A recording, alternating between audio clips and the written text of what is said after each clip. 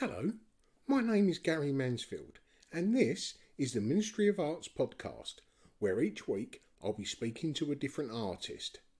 Now let's begin by bagging these bongos.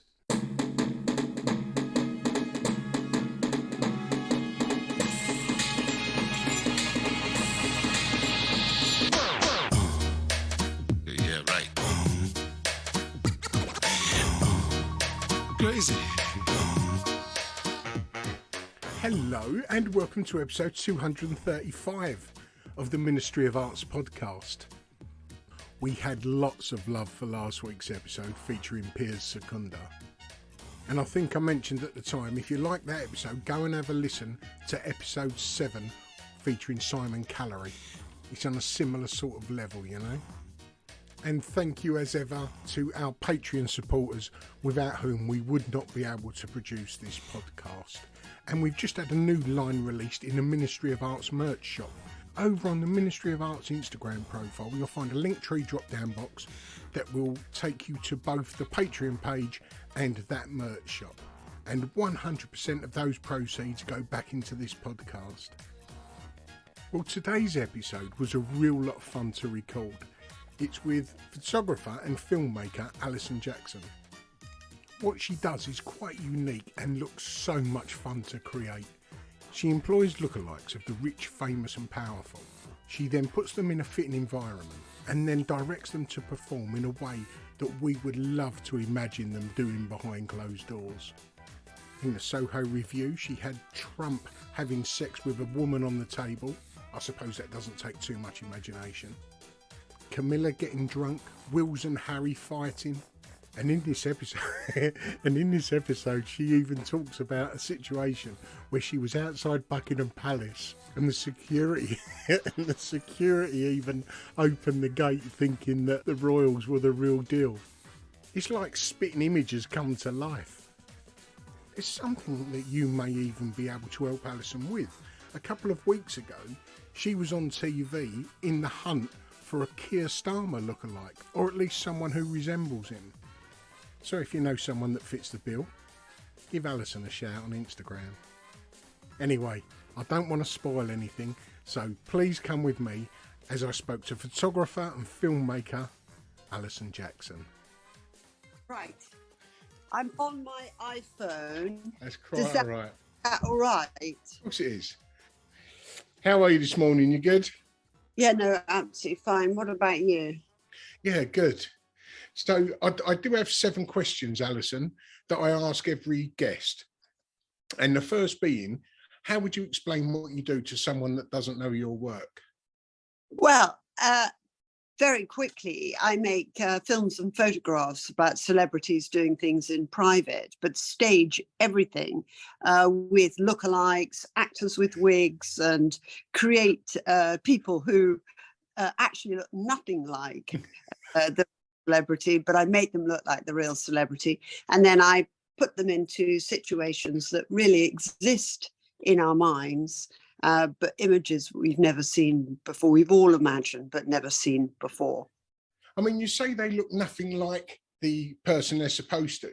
When you see a celebrity in real life, a lot of the time they don't quite look like what we envisage them to look like anyway, do they, you know?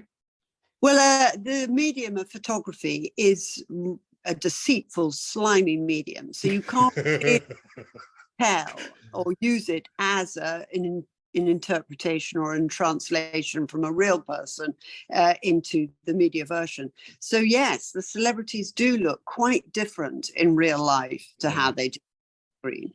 You know, Tom Cruise is tiny. He looks like a sort of glamorous giant. He's not. Things like that. And some people who are quite pretty in real life actually come across on camera not so good looking. So that's like me. In real life, I am really hot.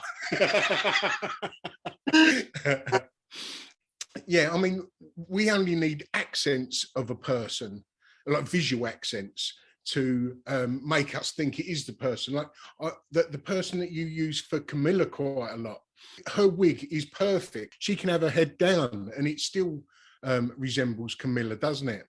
That's right. She's a great fun lady, the woman that I used as a Camilla lookalike over the years. I've worked with her for 20 years. It's incredible. And she disappeared for a few years because she got married, etc. But she's come back into my life and she's wonderful. And actually, the wig is mostly really about her, because if you look at my photographs of her, which is the most difficult thing to do to capture a likeness, you'll see that I've got her hand in front of her face most of the time. Yeah. But still know it's Camilla.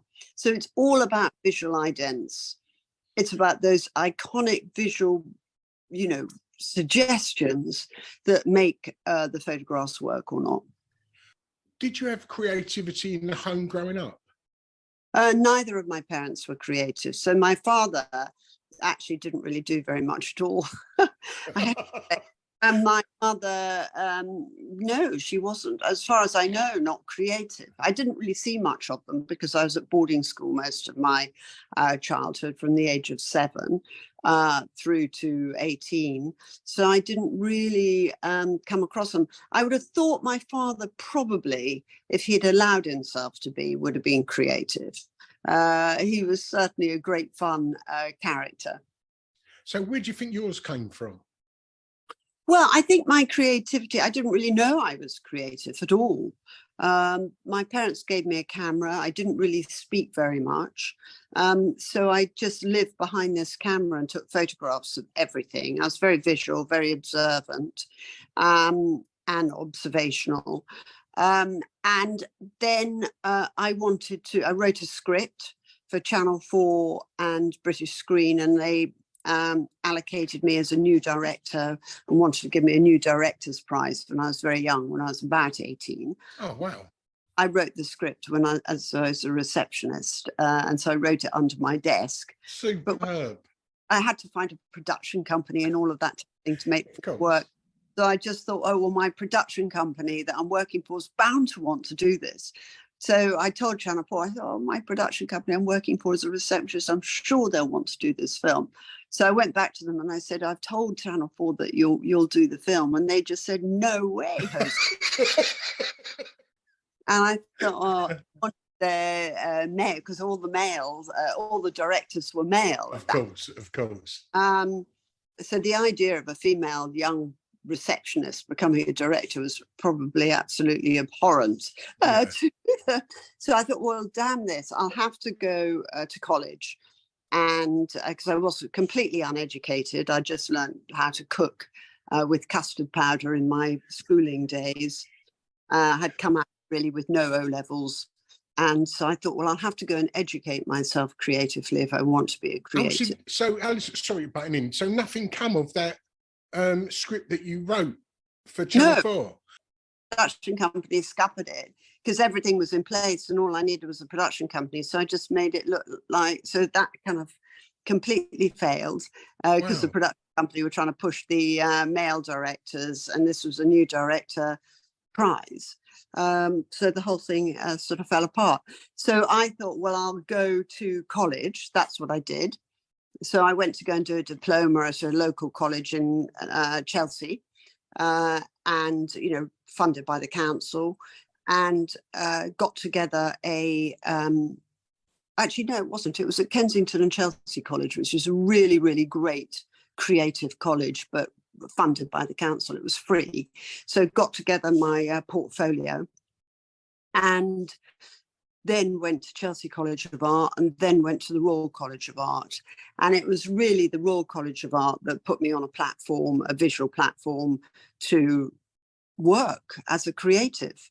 So as I was leaving as a student at the Royal College of Art, I had a very turbulent time there with the Princess Diana work that I was doing. But as I was leaving the Royal College of Art, the BBC approached me and offered me a television series, which was called Double Take. So that was pretty, and I always wanted to direct, and they said I could direct it and write it and be in control of the whole thing. So it was a created by series, which is a very difficult title to get, facilitated by Tiger Aspect, there was a great producer there called Paul Summers, and he really just guided me through the whole thing. And so that's how my career started. Is But that I the one did- you got a BAFTA for? I got a BAFTA for it, and we had nominations for BAFTAs thereafter. But And was that the first one that you worked on? Yeah. That's brilliant. I know. Well, it was a new idea Brilliant. because nobody else had come up. It was a unique new idea. Nobody else had come up with this concept. It's sort of like spitting image, but live, isn't it? That's right. You can't tell what's real or fake anymore. We don't care. And I'd created this thing. It's painstakingly hell to create it, but I managed to create it, which was extraordinary. And the BBC, the commissioning programmer at that point, said it took 24 hours to make a decision, go for it, allocate the money and make it. Brilliant. I bet they don't work like that anymore, do they? Well, she just said it was just a unique idea. Brilliant. And the combination with Tiger Aspect, the production company, was just great. Yeah. And I new and fresh. So basically, the commissioning editor from the BBC at that point was a woman. So, which was also fairly unique position for a woman. So I was one of the first female comedy directors at that time. I mean, I know there are, token female directors throughout the history of directing, but there just weren't, I'm sure there were a few, but very few female directors. And I think I was the first comedy director. Yeah. Certainly. Two things you mentioned there, if I can just pick up on those, is when you said about celebrity and sort of no one really cares if it's real or not. No. I remember a story about some students who, I may get the price wrong here, but they mocked up Diana and Hewitt, her riding about on his back in an apartment, and they took some photos from outside, but it was just friends of theirs. And they sold them to one of the red tops for like, I don't know, 10, 20, 50 grand or whatever it was. I don't know if you remember that specific thing. I do remember that. And I have to say, I want to say to you, I think those were my videos. And sorry. Because we did, that's exactly Double Take was. It was like a compilation of topical stories. So at the time then, it was John Major romping around with a very attractive politician called Edwina Curry on the ground. He was our prime minister. It was Tony Blair, being Wiles behind the scenes, and it was like 5-second to 30-second clips. Effectively, it was like a TV version of TikTok. Yeah, of course.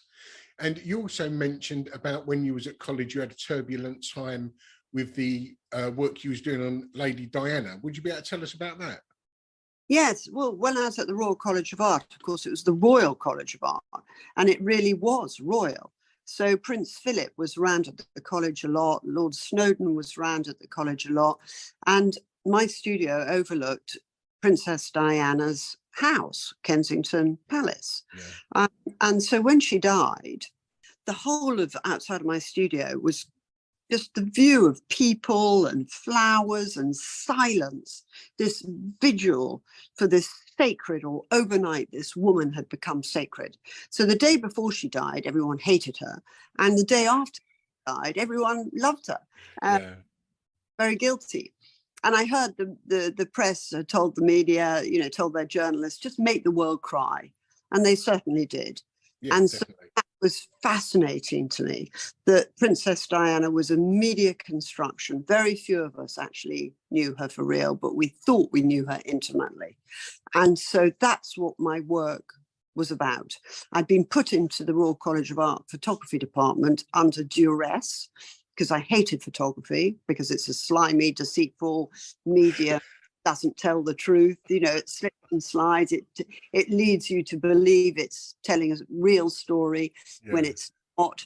And basically, then Princess Diana died with this whole fake story, or not fake story, but there was a grain of truth and a lot of exaggeration about her life that went on for years. So I thought, well, I can't ignore this, because I wasn't spending much time there. because I just didn't want to be in the photography department for all the reasons I told you. I hated it. So I started making this work about Princess Diana, about how much the camera lies and how much you think it looks real or sounds real, but actually it's fake. So I was commenting on photography, shooting it all through photography. So I created a photograph of Diana Dodi and their mixed race child together, which the press thought was completely outrageous and put me on the front pages saying disgusting artist at the Royal College of Art, how could she, tasteless, so on and so forth. And I thought, well, hang on a second. Here they are selling newspapers, reappropriating my imagery, and then telling the world that I'm a disgusting artist. And then in private, the one day I was allowed to show the work at the Royal College of Art was the day I was leaving. And I couldn't participate in any exhibitions at the Royal College of Art. I was totally isolated. Wow. Oh yes, it was horrible because of this so work. it was right up there with like a pornographic image. Well, I always likened these stories of Princess Diana to the same way that pornography works, that basically we just can't stop ourselves reading it or watching it. We wanted to know about which bit of artery left which bit of heart. And I thought, well, this is getting absolutely yeah. And anyway, so I was very upset. And I remember a tutor saying to me at the Royal College of Art, he said, why are you worried about being controversial? And I said, well, because I'm being attacked. And he said, well, don't worry about it. Just continue your work. So he was very, very helpful. An artist himself called Peter Kennard. I was with Peter just last night. Really? Yeah, it was amazing. And he encouraged me to continue my work. He was the only person who encouraged me to continue work while I was being isolated. Also, my work was vandalized. If I did manage to get it in a show, it became vandalized at the Royal College of Art. Anyway, so I felt it was pointless being there. So basically, it came to the very last day, and I could show this terrible piece, Princess Diana Dodi and their mixed race child, which looked like a real Snowdonian, Lord Snowdon family portrait. And the press was saying how awful I was. And the opposite of that was that people would come and lay flowers underneath it. And looking back on it now, I think there was a real gender divide. I think the women who were silent really were for Princess Diana and empathized with her story. And the men thought she was a hysteric. Yeah. In that old-fashioned, old women are hysterics. So I think it was very much a gender divide. So that was very interesting to me. And I remember the rector, Chris Frayling, being very, very adept, because he had Charles Saatchi standing on one side of him. He had Prince Philip standing on the other side of him. And so he would turn to Prince Philip and he said, don't worry, she'll be gone tomorrow. Wow. And artist. And then he would turn, spin round, in the space of a meter, spin round to Charles Saatchi, and this is the next hottest big artist, buy her work, collect her work now. And I just thought, okay, that's what he's up to. Yeah, and that says it all. It helped my career because he launched the only time I was allowed to show it, and he organized about 100 paparazzis to come along to the Royal College of Art. Excellent. I didn't organize them. I came out of my studio and there was suddenly a bank of paparazzis trying to take photographs of me. So he must have organized all of that, which bounced to the BBC. The BBC gave me a series. Coca-Cola Schweppes gave me a massive ad campaign to do. Oh. And so it launched my career immediately.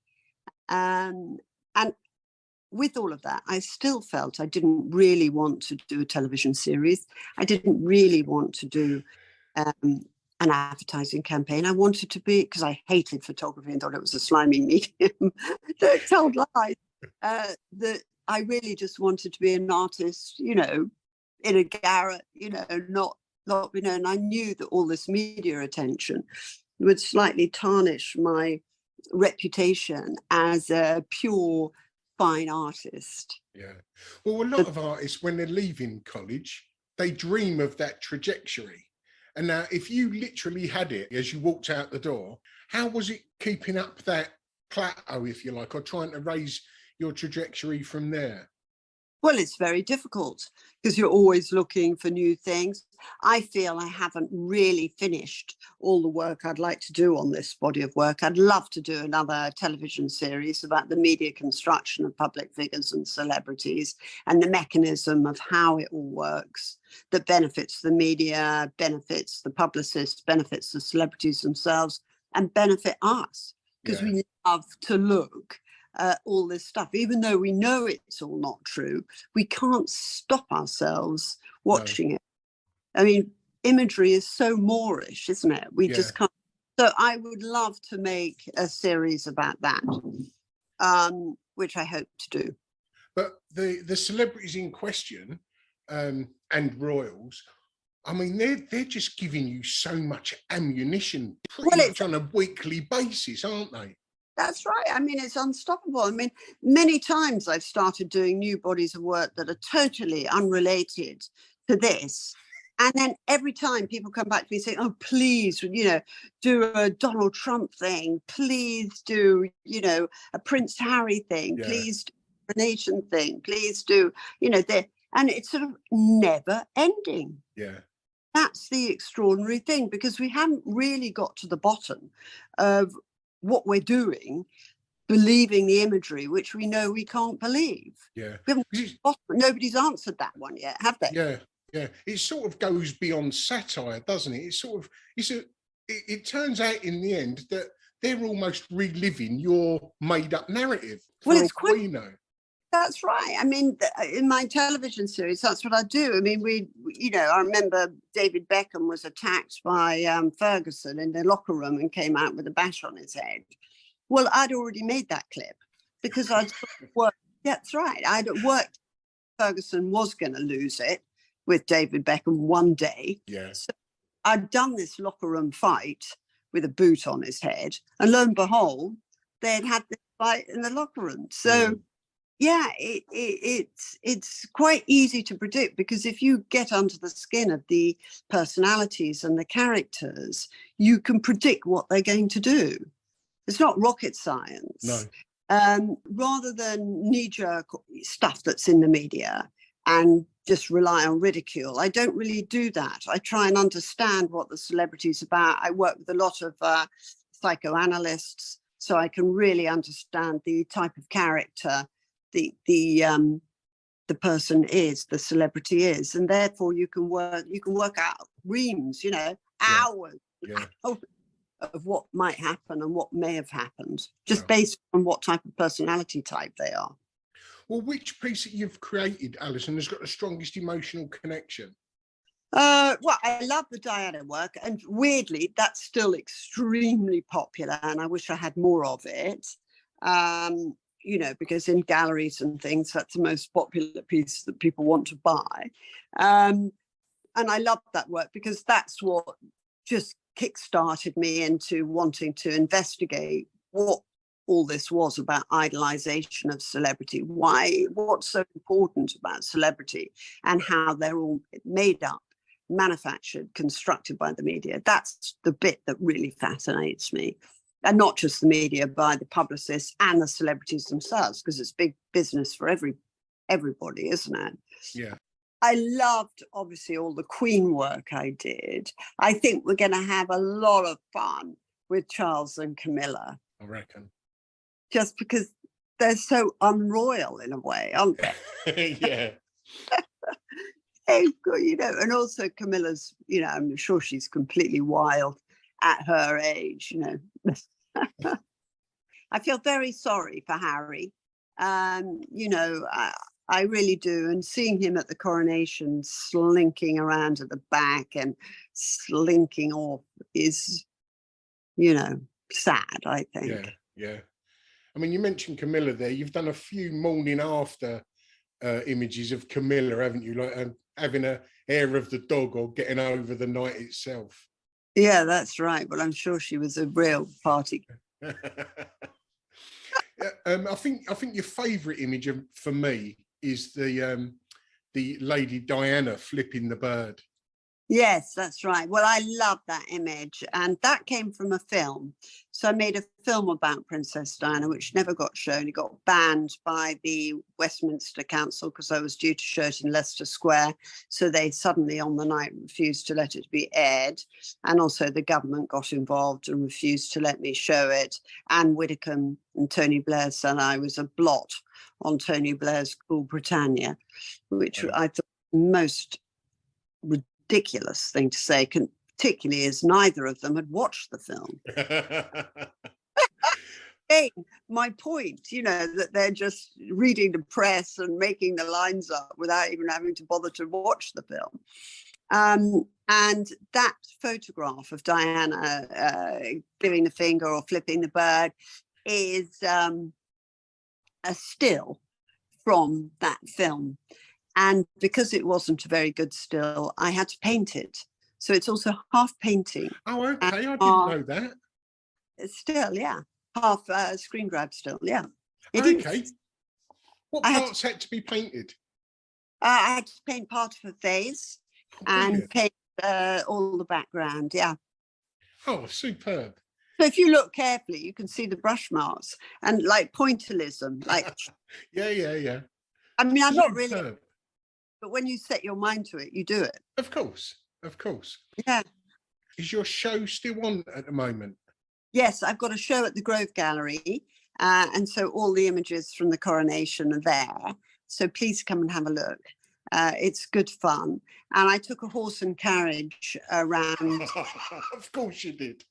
And we thought, I'll just stop off at Buckingham Palace. And everyone said, oh, don't go to Buckingham Palace because it's shut down. I said, well, we'll go to Buckingham Palace and we'll stop at the barriers and walk and do a photograph of backdrop of Buckingham Palace. Brilliant. We trotted along with these very energetic horses, white horses in plumes, and a horse carriage with our footman dressed in, livery red outfits, and the Charles and Camilla lookalike in the back. And lo and behold, they opened the barriers, let us in. I didn't know that. Yes, and then I also had a whole sort of slightly motley crew of people on Harley Davidsons, not motley, but I was on the back of a Harley Davidson, mopeds, bicycles with booms. So they went in as well. And there was a garden party going on, and then they opened up the gates to let us go into the garden party. I don't know what they thought. I mean, I hope nobody got fired because I'm very grateful. Did you get into the garden party? Well, we got into Buckingham Palace and then suddenly they realised they'd made a frightful mistake and they didn't know what to do. So they just stood around looking at the horse and carriage and they chose Miller lookalikes. I don't think they could tell whether they were real or not. Brilliant. I really don't. Amazing, isn't it? Anyway, suddenly realised it was a frightful mistake. And they did try and sort of push me or get me by the arms and drag me away. And I thought, oh my God, I'm going to look like one of those stop oil people. I'm like moment at. So anyway, I said, I'm a woman, you can't touch me. So they let go of me. And so I had to run down the mall in my extremely high shoes. And well, I have seen that photograph of you with a crash helmet on, running behind, trying to catch up with a motorbike. Brilliant. Well, that's right, because the police said, get on your bike. They wanted me on my bike for some reason, probably because legally you're allowed on your feet around Buckingham Palace because it's tarmac. But, it's illegal to be on a motorbike. So as soon as I'm back on a motorbike, they can... Yeah, of course. That's their reason then, yeah. Everything about... I always watch out for the legals. Everything about that I did was legal. Because, you're allowed a horse and carriage in London. It doesn't have a registration plate, so it's not offending any traffic problems, regulations. And so it was totally legal. And if someone invites you in, you're far from trespassing, are you? I mean, I couldn't believe it. I mean, I just could not believe we were invited into Buckingham Palace, Brilliant. King Charles, Queen Camilla, in a fake horse and carriage invited into Buckingham Palace. And how many images of that did you get? We've done a whole video. Remember, I had like 15 Harley Davidson video cameras all following it. I'll show you. I'll get that to you. You can show it. That is superb. I love it. And the crowds, which was brilliant, because 1 minute, really, the crowds were looking in to see who they could see in the garden party, and could they see King Charles, who was there giving a speech. So they were sort of peering in with their binoculars, and then suddenly we arrived in the opposite direction, you know, behind them. So they all swung around to look at us and see the horse and carriage with the fakes in it. Because of course, 1 minute the viewers are going to be going, well, that's not Charles and Camilla. Then all of a sudden the doors open and they go, oh, it is Charles and Camilla. Well, then they're getting chased out again, and you don't know what's real or false, do you? That's right. Nobody really knew. And there was a lot of videos out on YouTube saying, oh, it's funny, Charles and Camilla and the horse. And, yeah, they seem to be going away again. And then eventually somebody goes, oh, I think they're lookalikes. You know, it was very, very, very interesting. But I love that because it's a real mixture of real and fake, and nobody really knows what's going on. And, you know, we're all coming into the age now of AI, and it's looming, and it's going to be even more difficult to tell what's real or fake. But what I like about doing this with real people rather than AI is it really does exist. You know, this is Joe Smith and Dan Jones, and basically in your mind you think it's one thing, but actually you can't rely on your own perception anymore. Well, there's that thing, isn't there, where reality and unreality can work in parallels, but as soon as they cross over, that's uncharted territory. We don't really know what to do we, you know? No, that's right. It's kind of like, well, it's bizarre, but we do live in this slight fantasy world because the imagery allows you to fantasize, you know. So all I do is, people always, for example, people always think my work is incredibly rude. You know, I'm doing these dreadful scenes and it's rude and shouldn't be looking at it, and it's a push me pull, should we look at it or shouldn't we look? But my work's never really very rude. But there's something about the way I shoot it that inspires people's minds to take off with their imagination for them to think that it's rude. And that's what I find amazing. The photograph itself incites people to think that it's rude, or because it's a private moment and I've shot everything through a door crack or a window frame or something that I shouldn't, you know, be doing, some kind of illicit way of shooting. It incites the viewer to think that it's really rude. I find it completely fascinating because actually I'm very polite and not very rude. Yeah, see, I see it as sort of like opening the curtain, if you like, on someone's life.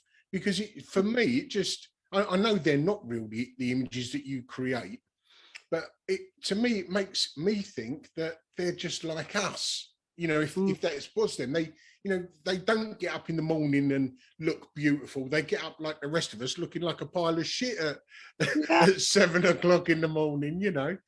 That's right.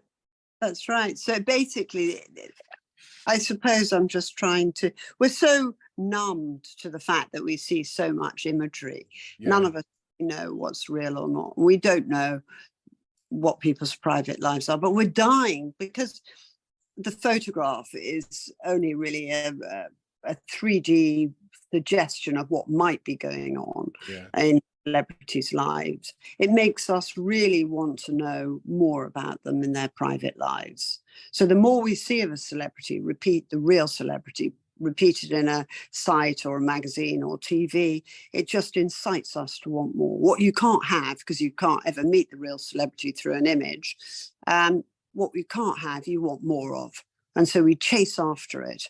So this world of photography becomes a catalyst for us to really want to know more and more about these celebrities, which we'll never know. We'll never know the truth. Yeah. You know, in 8 hours, you can do 4 different studio setups, you know, and suddenly, you know, you've got 4 different stories or 8 different stories, one an hour, that look completely convincing. Yeah, yeah. We're all aware that the person that the camera sees is just the persona. The real person you see later on once they've shut the front door, and yeah, they are pretty much the same as you and I, aren't they? Well, it's like Marilyn Monroe always used to say of her image, "Who's that woman?" Because she was a very different woman in private to how she was perceived, on camera. I mean, she had to play a part, didn't she? She had to play a part as a sex goddess. Which, in fact, she was just a normal woman, ambitious, wanting to get to the top, but she got stuck in that rut of playing the sex, goddess. Yeah, yeah. There's a question I ask each guest. If there was you and 5 artists, past and present, what would your ideal group show be? Well, I was thinking about this because Andy Warhol was a huge inspiration to me. So his photograph or his painting of Marilyn Monroe was based on a PR image of Marilyn Monroe. And he was asking us to celebrate all those beautiful colors of Marilyn around her face, to celebrate this PR image. And for me, that's really, I find very inspirational in relation to my work. I also find his explorations into human nature really interesting. I know people found his films very boring, but I find them kind of fascinating. I've watched hours of them, fascinating that he wanted to just study human nature and how that could be on one hand, and how celebrated, like Marilyn Monroe with a PR image, a glossy studio PR image, can be celebrated and made okay in the real world. So that there you have it. That's the difference between the public facade and the private, what we're really like. And that's what I really appreciate about Andy Warhol. I think he's a fabulous, great artist. So him. Damien Hirst was a massive inspiration to me, because he was the first living artist in my lifetime who was straddling art, design, advertising. He went into business with one of the greatest advertising gurus of that time, Charles Saatchi, who owned one of the biggest advertising groups or companies in the world, Saatchi, and also M&C Saatchi. So, what an extraordinary thing that suddenly you've got art, inverted commas, well, it is art, but it was really under the guise Charles Saatchi sold it. And the sense in the 90s at the Royal Academy is one of the most exhilarating shows I ever saw. Filmmakers, I love Armando Iannucci, in the thick of it. Yeah. Always wanted to work with Armando Iannucci, and I was supposed to do that in the BBC when I was working with the BBC way back then. He wanted to go off. I think he wanted to sort of do the same thing and I did, but with actors, and I was doing it with lookalikes. So he went one, I went another. Sadly, I missed my opportunity there. But I think he's a great artist. On the film as well, documentaries, I love Adam Curtis. Brilliant. Because I really like his brutal look and real, some of it gets a bit towards conspiracy, but if you just take it for a reveal, a documentary looking at how things started, I think he's completely fascinating. I suppose Richard Prince, who's focusing on the media, but he's not controversial. And I really like, I think rather than Richard Prince, I'd go for Marina Abramovich. Brilliant. I think she addresses bravery, women.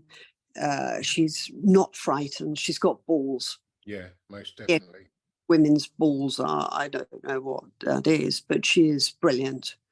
And I think that's very important. I think Warhol was courageous.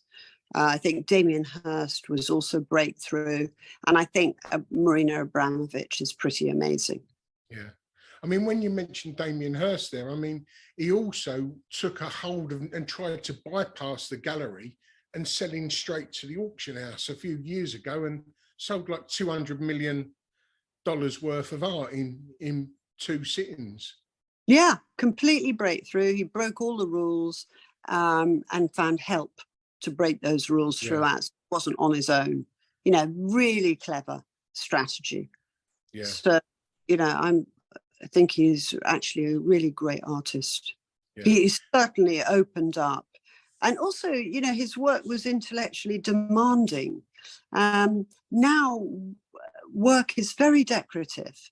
I mean, I came from that rigorous intellectual rigor that we were taught at Chelsea College of Art. You know, we had to explain our work. There's no such thing as weren't allowed to do pretty work. No. It didn't not come into it. The pretty work is now a recent thing.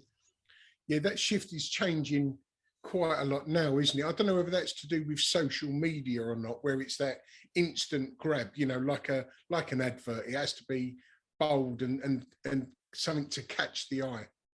Well, I think that Damien Hirst opened the doors for saying, you know, I've got something to say with our new style of artwork. And now I think that it's now just very consumerist. Yeah. I think it's art as a consumer product. And, you know, you get all these art fairs, which are great, by the way, for living artists. I'm very pleased artists can make their living, but it's very based on consumerism. Yeah. I mean, saying that about art fairs, I was at the Affordable Art Fair a couple of weeks ago there, and I was also giving a talk at the VIP evening. And Dave Gilmour from Pink Floyd walked past. You know, I'm a huge fan of Gilmour and Pink Floyd, so I know his face instantly, but I've never seen it in real life. And because he was literally, 3 feet away, I didn't know if it was him or not on screen. I've had to look at him on screen to realise that the one in front of me was him. He must be aware of his best angle. Yeah. I mean, I think all celebrities know how they're going to be shot. I mean, when I shoot, I do a lot of portraits of celebrities, real celebrities as well. And often I'm given like with Liza Minnelli, you get a sheet of paper or an email prior to the shoot, exactly how and what you're allowed to do. Oh, okay. Wow. Well, I think that's better than having a row. Oh, definitely. Yeah. On the day or even after. So say you've gone to a great trouble to shoot someone and then you show them the photographs and then they don't like them because you shot it from an angle that they don't particularly like. That's a shame. Yeah. I mean, I'm all for, you know, artistic, you're allowed, as an artist, you're allowed to do anything, but within the boundaries, like I know that I'm going to look awful from one side. So why would I let anybody shoot me from that side? Yeah. So I much say to someone, you know, 2 meters away, such and such a lens, slightly to the left, above the chin. And that's the rule. So if you want to shoot, you do that or don't bother. Yeah. And in that, you can shoot from, you know, whatever. Yeah, as long as it's within those boundaries. Yes. What do you think you'd like to do if you wasn't an artist, Alison? Well, I don't know. I always rather appreciate legal minds. Okay. I've had the law quite substantially with this body of work because people always think that I'm going to get sued by Donald Trump or Jeffrey Archer or one of those litigious people. But I've never been sued and never had a legal letter. But I really appreciate the law because it's so fascinating, the technicalities of the law. Yeah. So I'm very, very detailed, as you can imagine, you know, in particular, so that with my work, you've got to get every hair right in the wig and the right angle, the right line. And nothing can be 90%. It's got to be 100%. Yeah. So, and laws like that, you have to fish around to find the technicality. And with my work, I started it as a legal loophole because the Royal College of Art would not allow me to make my work using other pictures of Princess Diana. So I started by making images of Princess Diana that Festino had shot. Yeah. And the Royal College of Art said, you can't do that because you're in breach of Testino's copyright. Yeah. So I had to stop that work. Then I thought, well, I'll look at Cronenberg's Crash, the film. And they said, you can't use his film because you're in breach of his copyright. So everywhere I was going, I was in breach. So I started then I made my own version of Cronenberg's Crash and got the models to sign model releases. And I did put it in a show in the Royal College of Art, but the work was vandalized mysteriously overnight. So nobody saw the work. So I then thought, well, the only way I can continue is to get my own models, style them, and then that's a legal loophole. And the Royal College of Art couldn't say anything about that. No, not can anyone. You said your work was damaged. How was the work damaged? Oh, completely smashed. Oh, wow, okay. Yeah, it was broken on the floor, yeah. So it was an installation of Cronenberg's Crash, reshot by me.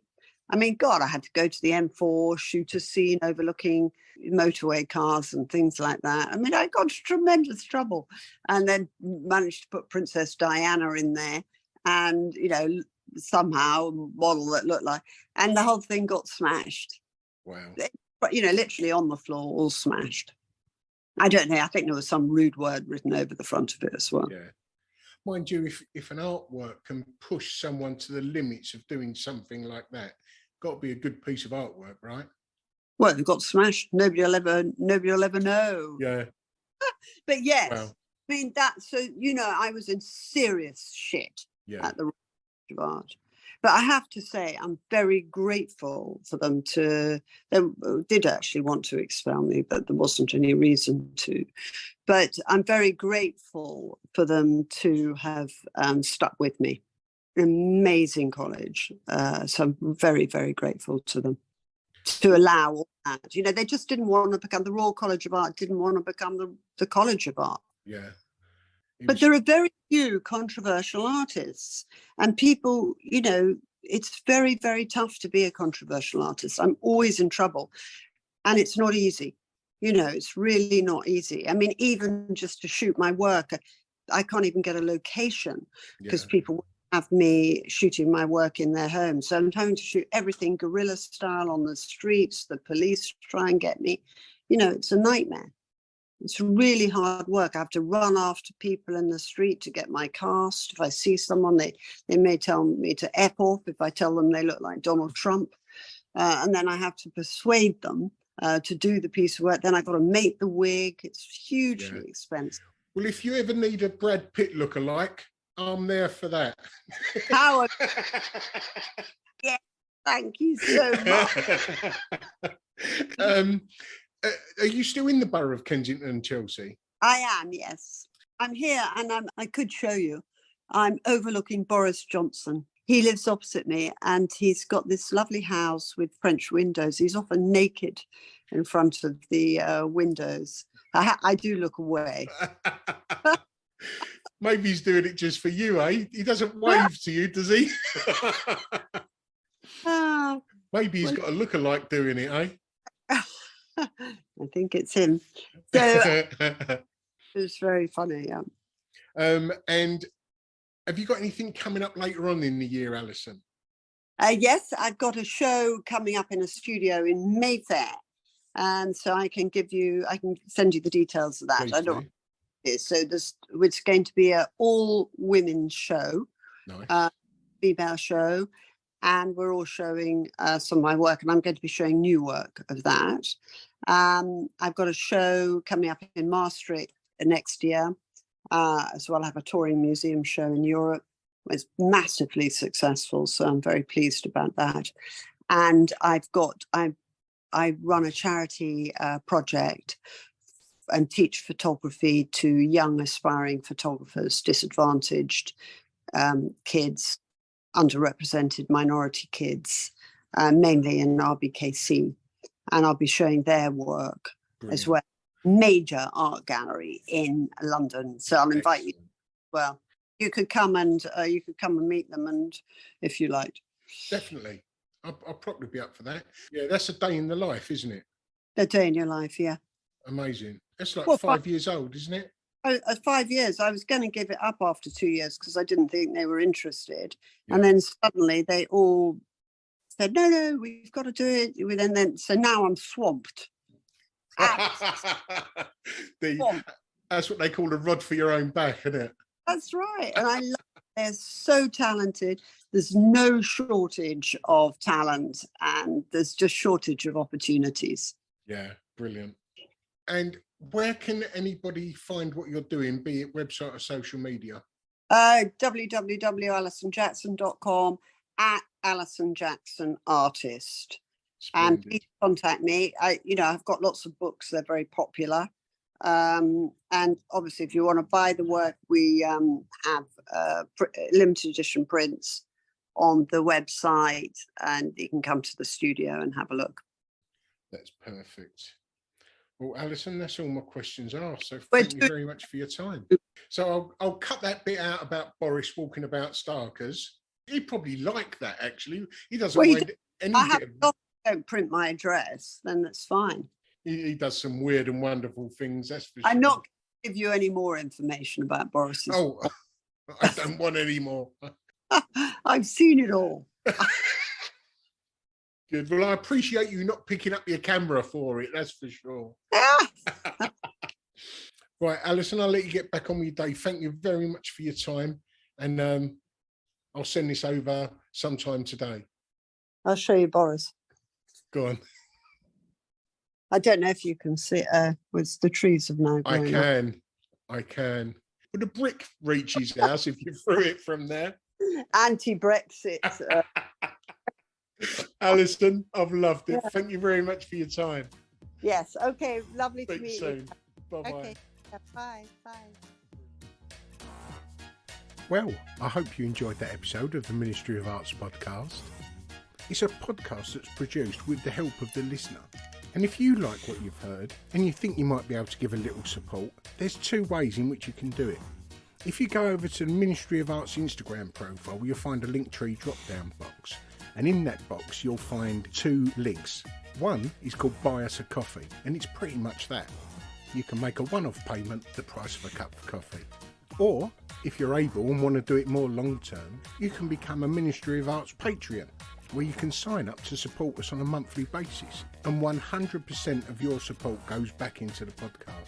And if you're not able to do that, that's absolutely fine. This content is free for everyone. But we would urge you to follow us on your socials and show us a bit of love that way. Either way, thanks for listening and see you next time.